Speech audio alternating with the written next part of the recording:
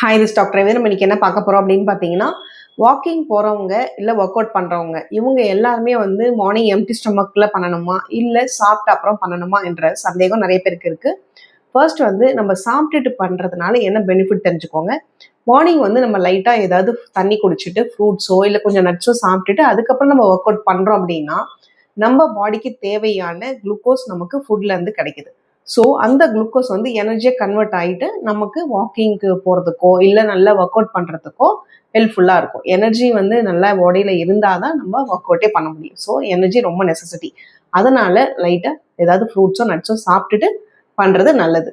In case ஒருவேளை அவங்க வந்து சாப்பிடாம பண்ணுறாங்க அப்படின்னா நமக்கு தேவையான எனர்ஜி பாடி ஆட்டோமேட்டிக்காக நம்ம ஃபேட்ல இருந்து எடுத்துக்க ஆரம்பிக்கும். ஸோ வெயிட் லாஸ் பண்ணுறவங்க எல்லாரும் பார்த்தீங்கன்னா இந்த எம்டி ஸ்டொமக்கில் வந்து ஒர்க் அவுட் பண்ணுறது நல்லது. பட் அதுவே அவங்களுக்கு வந்து ஏதாவது ஹெல்த் இஷ்யூஸ் இருக்குது, பிபி சுகர் இருக்குது, இல்லை வந்து அசிடிட்டி கம்ப்ளைண்ட் இருக்குது, இல்லை வயசானவங்களாம் இருக்காங்க அப்படின்னா அவங்க எல்லாருமே வந்து சாப்பிட்டுட்டு பண்ணுறது தான் அட்வைசபிள்.